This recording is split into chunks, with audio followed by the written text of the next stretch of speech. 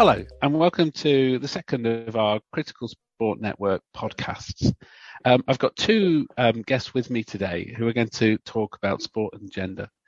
In our original proposal, we flagged up sport and gender as an area that's going to be really productive in terms of collaboration and cooperation on research, because we identified some really interesting synergies between the work that's going on with UK scholars of gender and sport and Taiwanese scholars of gender and sport. So I'm just going to ask the two participants to introduce themselves. So who have we got with us today? Okay, hello everyone. I'm Ying Zhang, and you can call me Mandy. I'm a professor at Chile University of Technology in Taiwan. My research interests include, of course, gender in sports and media representation of sportswomen in Taiwan and nationalism. Yeah. Okay, thank you. And who else have we got with us? Hi, Dom. I'm Dr. Ali Bose. I'm a senior lecturer at Nottingham Trent University in sociology of sport. I'm very similar to Mandy. My research interests centre on women's sport, on gender in sport, and my PhD was centering on women's sport and national identity. So lots of overlaps. Brilliant. Thanks both. So in terms of what we want to talk about today, I think there's three key areas. I think it's important that we get a sense of the state of women's sport in the two countries. Secondly, we're going to look at some of the research that's being done on sport and gender from a critical sociological or social science perspective. And thirdly, we're going to look at the similarities and differences between the two countries and try and bring those things together towards the end of the podcast. So let's start by looking at the state of women's sport in each country. Ali, I know you've done lots of research on this in recent times. Tell us a bit about what you think are the most significant trends in women's sport at the moment that tell us where women's sport is. I think in the UK context, some of the most obvious trends in women's sport in recent years have been an increased level of professionalisation, increased significance of women's sport in the sport media. So there's lots of narrative around women's sport of kind of growth and success, I think would be fair to say, in the UK at a very popular level. Some of the research I've done into this area has continually highlighted kind of issues with that, particularly the last couple of years around COVID and how women's sport was really seen as kind of secondary to men's sport in that regard. But I think that's almost prompted a increased awareness, I guess, or kind of a more obvious gender equality agenda, I guess, that has enabled women's sport to really grow the last year or so in the country at a very elite level. In terms of, I guess, more broadly thinking about women's sport, over recent years, continually seeing with kind of Sport England data increases in participation levels for women, again, except during the pandemic, where women's sports participation levels dipped and haven't yet fully recovered really from the pre-pandemic levels. So there's been numerous research around the impact of the pandemic on women in terms of their own free time and ability to engage with sport and physical activity at a recreational level. So in terms of the state of women's sport, I guess, in the UK, that there's these kind of competing narratives, I guess, of more visibility at the elite end and then continuing challenges at a recreational level, I think. Okay, thanks, Ali. That's great. Mandy, do you want to tell us a bit about the state of women's sport in Taiwan? And then maybe we'll probe some of those issues that Alice just raised. Okay. First of all, I think the population of Taiwan is about 23 million. So we are not a very big country. We're very small. Most of our Taiwanese believe that we are not as enthusiastic about exercising or watching sport games as the rest of the world. We can find some statistics to support this belief. According to the household final consumption expenditure of the UK in 2019, British families spend about 10% of their income on recreation and culture, which includes sports recreation equipment or recreational and sporting services, etc. In contrast, Taiwanese families, we only spend 3.8% of our income on it. So, according to a government published survey, the title of the survey is the expenditure on exercise and sport of Taiwanese in 2019. Taiwanese men were still the main consumer of all kinds of sport facilities or gyms, and they are main attendants of sport games. However, the number of females participating in sport and fitness has increased significantly in last 10 years. There was something very interesting here is that according to the same survey, it shows that Taiwanese women were more willing to buy exercise courses. They spent 1.8 times higher than men to hire instructors to coach them to exercise. Yeah, I think it's very interesting. On the other hand, I think when it comes to elite sport, among the 36 Olympic medals won by Taiwanese in history, there were 22 of them were won by female athletes. So we might can say that our female athletes outperformed their male compatriots. Yeah. Okay, really interesting. Ali, have you got I don't expect you to have these figures to hand, but in terms of a comparison, in Taiwan we have most of the medal winners being female. Do you think that's the case in the UK? That's a very good question, Dom, that I don't have specific numbers for, but I think one thing that's been kind of widely reported has been the increasing gender equality kind of angle, I guess, in terms of representation of athletes at the games. So whether that's across the whole cohort of athletes, we know that Tokyo 2020 was the most gender equal games. We've definitely seen that in terms of Team GB representation as well in numbers of athletes taking part. But I couldn't tell you the specific medal winners, unfortunately.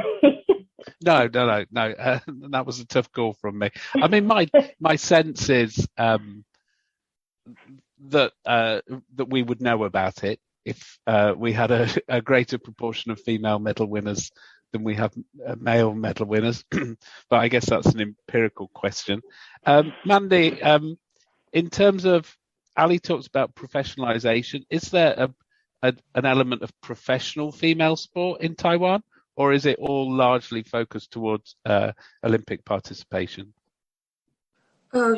We don't have too many professional league in Taiwan, so it's quite that's the situation here. But if you want to talk about some elite female athletes here, I think in the past few decades, Taiwanese female athletes achieved great accomplishment in sport like taekwondo or golf. But for today, I think maybe two of the greatest elite sportswomen might be Guo Xingchun and Dai Ziying. Guo is a Aboriginal weightlifter, and Dai, the other one, Dai Ziying, she's a badminton player. Yeah. Yeah. Okay. And I think from my point of view, if I thought about trying to identify leading UK sports people, you'd talk about Lewis Hamilton in Formula One. You'd talk about the male footballers, male rugby players. So I think there's probably a difference there. Ali spoke about the increasing media exposure for female sport in the UK. Is that a trend that's happening in Taiwan at the moment?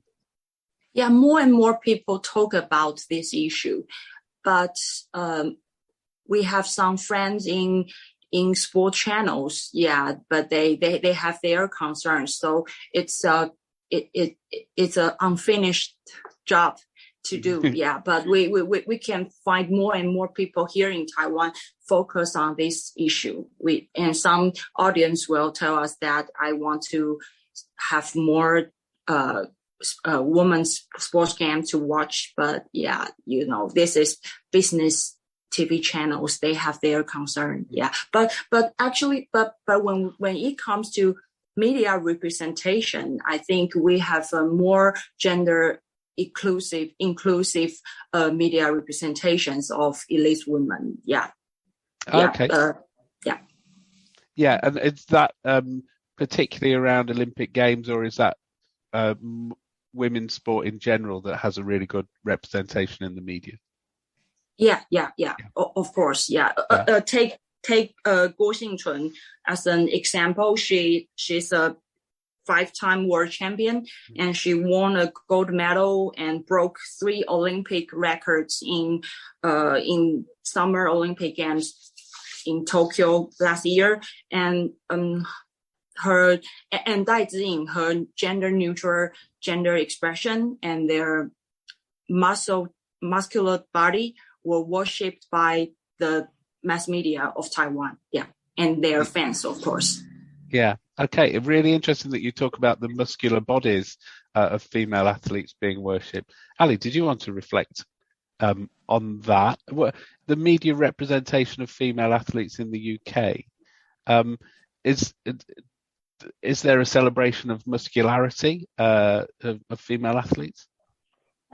Good question, actually. Really interesting point. I think there is an increasing amount of research done into media coverage of women's sport and various women's sports as well. So primarily centering on Olympic sports, as Mandy mentioned in the Taiwan context, but also in terms of some of our elite level sport in the UK, such as football, rugby, etc.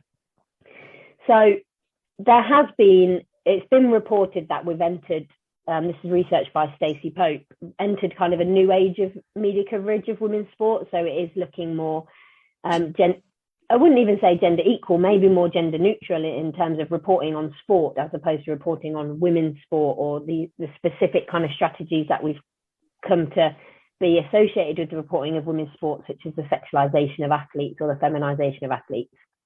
So I think with that comes some form of implicit celebration of women's bodies in a different way. The fact that we're not seeing journalists, reporters, media outlets focusing so heavily on women as kind of sexualized, feminized women. But I wouldn't necessarily say there's been a celebration of it. And I think increasing research, not only into kind of traditional media channels, but also like the emerging digital online media space, which has been highlighted as really important for women's sport. Some kind of recent research from the last few years has highlighted how female athletes feel really under pressure to continue to demonstrate their bodies in traditionally feminine ways, or present their bodies in those kind of ways for sponsors and fans and stuff. So I think it's a complex area. I think there is maybe some examples where we're seeing kind of celebrations of strength, but I'd say more often than not, women athletes are still under pressure to kind of display these traditional notions of femininity. Yeah, thanks, Sally. We have seamlessly moved into the second of our 3 topics, which is around the research that's currently being done on women's sport, and you've talked about Stacey Pope's work. What other researchers in the UK, or what other research about women's sport in the UK do you think is particularly prominent or important at the moment? I think one thing to make a note of is that there is more and more research being done on women's sport. So it's the kind of scope of research is really diversified, I would say. I think a significant paper for me the last couple of years has been, or the last year or so, has been one led by Sri Bakker and worked on by Steph Cohen, who's at the University of Nottingham, on ACL injuries and the kind of gendered environment of that. So almost, I think, a kind of an agenda in research into women's sport has been around critiquing the male-dominated nature of the sport sciences and adding the kind of social angle to that and starting to make sense of this. For me, it's very much around the social construction of gender and how that has influenced how women's bodies perhaps move differently. So there's this kind of school of research into the sport sciences and kind of critical thinking around the research of the sport sciences, which I think has been really interesting. Obviously, the stuff around media coverage and social media, that's increasingly getting a much bigger space. I think the social media research has lent heavily on Kim Tofoletti's work and Holly Thorpe's work from Australia and New Zealand. But I've been really lucky to work with Niamh Kitching from Ireland on some kind of social media research in conjunction with a professional golfer, Megan McLaren. So that's been really insightful around some of those issues I talked about earlier, how elite athletes are kind of navigating that media space, I guess, or the diversification of the media. And then more recently, we've seen research, again, this is very much around elite level women athletes, but around maternity. So I've been lucky to work with Alex Colvin on kind of maternity issues for professional women footballers.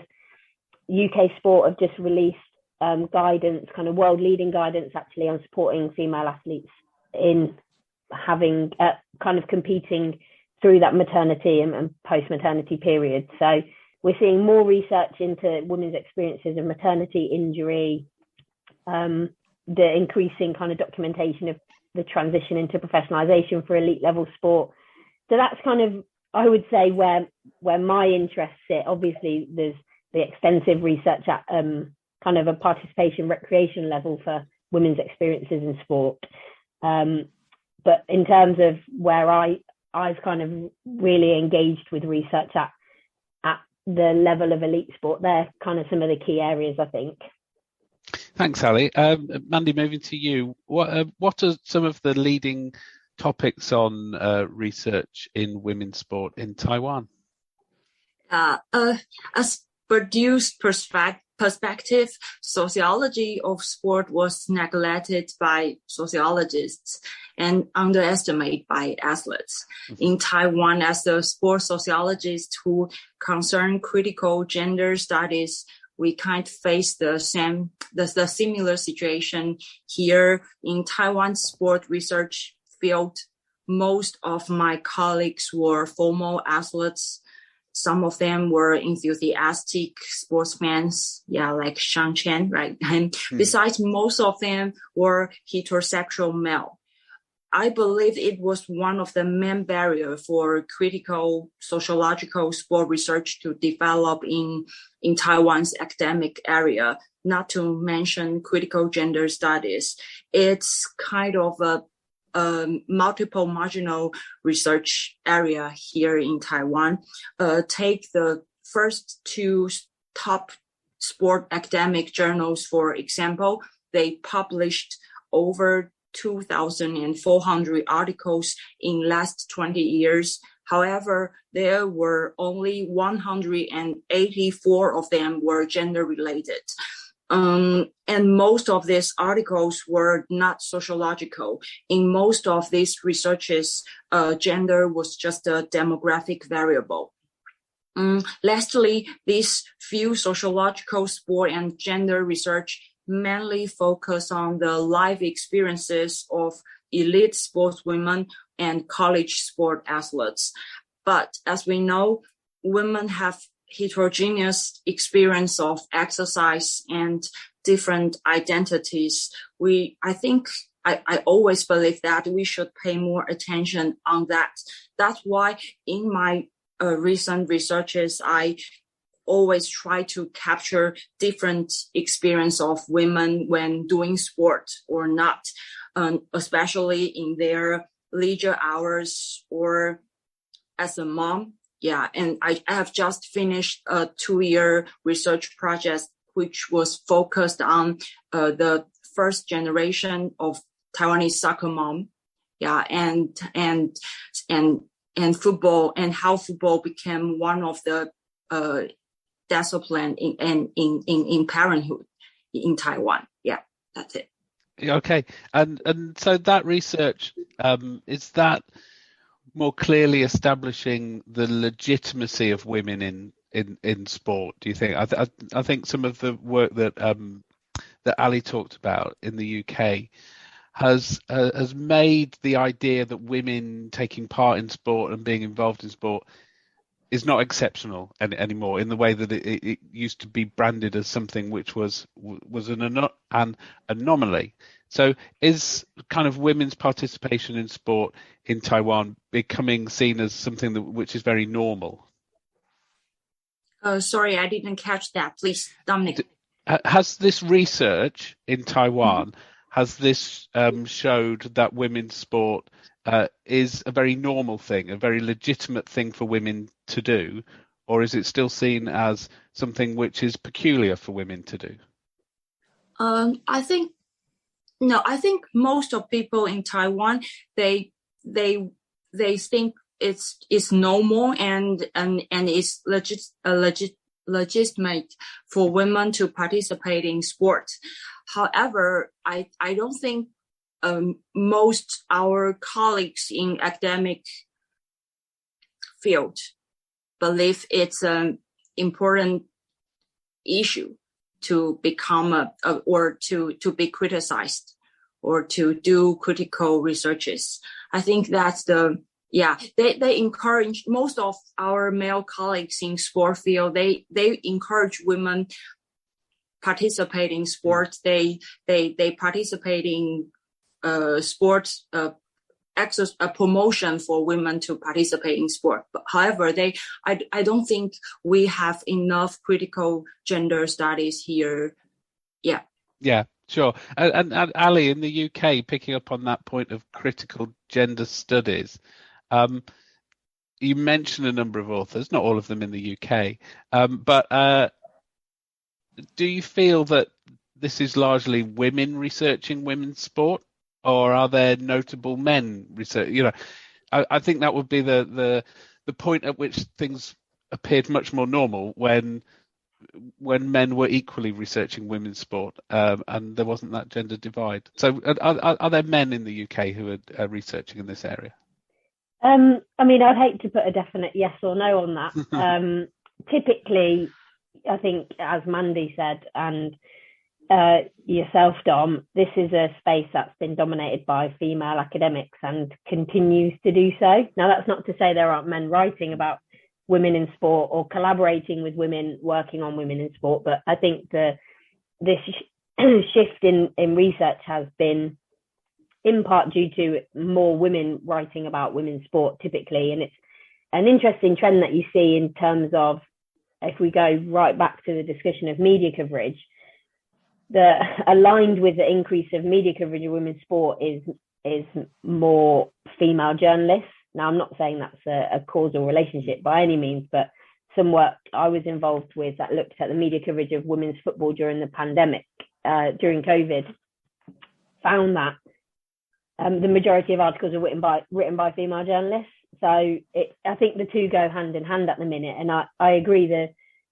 the shift will be when we start getting men working in this space as much as women. But yeah, it's by no means a women-only space at all. And I can think of Alex Channon at Brighton, who's written about female athletes in mixed martial arts and combat sport as an example of a man working in this space. And I'm sure there are others, but it is something that's dominated by female academics for sure. I think, I mean, you mentioned Alex, and this touches nicely on a related subject around sexuality and sport. Tell me something, Ali, about gender and sexuality studies and sport in the UK. Is that a strong area? I think historically it probably has been stronger. So I think back to maybe some of the research that Jane Cordwell was doing maybe 10 years ago on women's football, and the discussions around gender and sexuality in women's sport we're very much centered on kind of sport as a safe space for multiple sexualities or fluid sexualities. I think Alex's work has centered very much on the performativity of gender and the kind of nuances of that, especially in mixed combat sports, which has had a really interesting angle. There's been, I can think of Leanne Norman at Leeds Beckett doing research into homophobia of women football coaches, or homophobic issues around women coaching in that space. And there's the forever held assumptions that women involved in those kind of masculine dominated sports that we see in the UK, so football, rugby, have had this issue of kind of stigmatization of lesbianism. There's obviously the school of work of Eric Anderson and his scholars that have written extensively about inclusive masculinity and perhaps the decreasing homophobia we see in women's sport, decreasing homophobia we see in sport more broadly, but very much centered on men's sport and men's experiences, I think, in terms of that area of research. So a healthy research area for sure, but spanning men's sport and women's sport in very different ways, I think. Thanks, Ali. And one of the reasons why I think this is important to discuss is because, Mandy, and you'll tell us more about this. I was very intrigued to discover about Taiwan's very progressive policies around sexuality relative to other East Asian countries. Can you tell us more about the role of, or where Taiwan sits in terms of the politics of sexuality compared to other countries which are near to Taiwan? Okay. Taiwan is the first country in Asia that legalized same-sex marriage, and the Asia Pride Game will be held in Taiwan this April. Taiwan is maybe regarded as the most LGBTQ rights progressive society in Asia. However, we still don't have many openly gay elite athletes, actually almost zero. Yeah, as a result, even we can find plenty of researches into LGBT studies in many other academic fields in Taiwan, such as communication, sociology, or gender studies, but not too many from sports sociological perspective. Only Dr. Zheng Yuxian from NTU National Taiwan University, she has some very good work on that. I think it can be a very important and meaningful topic for, Taiwan-UK collaborative researches. Yeah.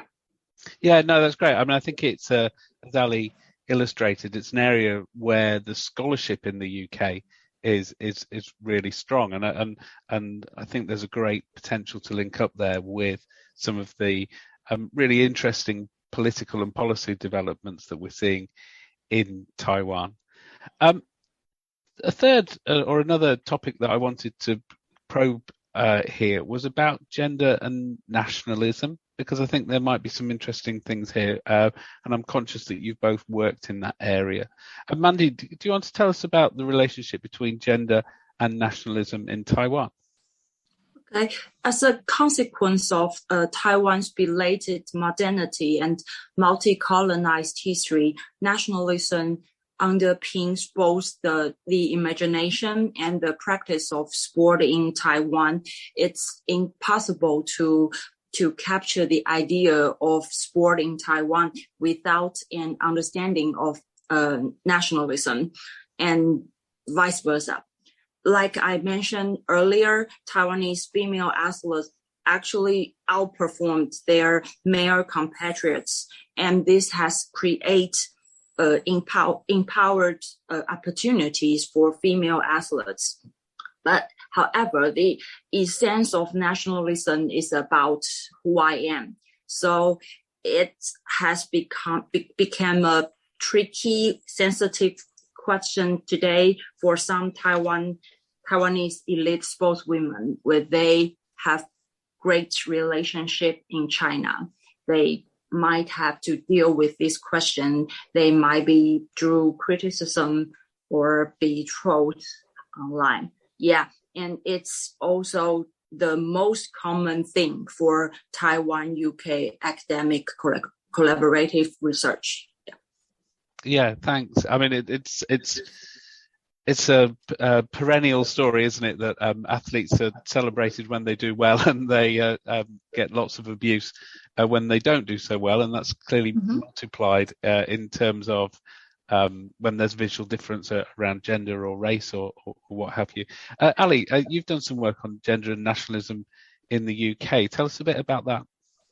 So my PhD was on England women's national teams and the kind of complexities of national identity for women competing in sports where they can represent England, but also in some sports that can then transition into representing Great Britain as well. So that research really centered on kind of women's experiences of what it means to represent the nation, and they very much see themselves as embodiments of the nation, which is something that I guess academics in the School of Nationalism Studies have always flagged the nation as this kind of male-dominated space across history, and what it encompasses ideas of kind of militarism and warfare, and these have been typically male-dominated spaces. And I think the emergence of, or the increasing significance of women's sport in England especially, has opened up a space where we have now got women as kind of visions of or embodiments of what the nation might look like. I think it contributes to, I guess, a diversification of maybe some of those national tropes or national ideas about what it means to be from a particular place. And I think the research into women and national identity is still very small, as a very small subfield of research into women in sport, which is a very small subfield of sport research, as we've discussed. But I think it, in terms of my research, opened up some kind of really interesting discussions about what does it mean to be a national representative, and how does that fit with kind of the vision of the nation, I guess. So an interesting angle, I think, for especially in the UK, where there's kind of competing politics of representing kind of a home nation or representing kind of the combined United Kingdom. An interesting space. Yeah, I mean, for people who haven't listened to our first podcast, we talked extensively about different forms of nationalism in the UK and Taiwan. And we won't go into that here, I don't think, but there are distinct differences between the way national identity is conceived in these two countries, and I guess that also filters through into some of the gender and nationalism work. But it's an interesting and growing area of research. So just to bring this really, really fascinating and excellent discussion to a close, I'm conscious that we've talked about a few areas already where there's potential for research to be conducted in the two contexts and collaborative, comparative research to be done. I just wondered if there's any other areas that we haven't mentioned that you think might be good for scholars to move into and to research in future. Mandy, have you got any thoughts on that? I believe that the diversity and richness of research in sociology of sport in the UK can really inspire young Taiwanese researchers to see the possibility of their future research. We still have so many uncharted, neglected, but important issues to discover. As I mentioned earlier, the queer studies, the gender studies, I think it can be a great topic to develop collaborative research. And it's actually what I experienced as a PhD student 10 years ago. I visited Loughborough, then Professor Ellen Banner, and of course, Ali, your work and the way you treat academic work really inspired me a lot. On the other hand, for our British scholars, I think Taiwan can be a departing point to understand the East Asia. Let me quote from a Taiwanese sociologist, Chen Guangxin. He mentioned that Taiwan is a microcosm of the region's history. Taiwan was never a closed space, but a consequence of the political and economic struggles of the East Asian region. It was influenced by mainland China before the 20th century, colonized by the Japanese in the first half of the 20th century. This was the shared experience of the region. In this way, understanding the history of Taiwan is the way to clarify the interrelationship between East Asian countries, as unquote. As China has become the growing power in the world, Taiwan can be a very helpful gateway to the upcoming superpower. So collaborate with us. Hopefully you might be as inspired as I have been. Thank you. Yeah, no, great, Mandy. Yeah, I think there's so much truth in what you've said there. Ali, are there any other areas that you think that are ripe for people to move into in their research?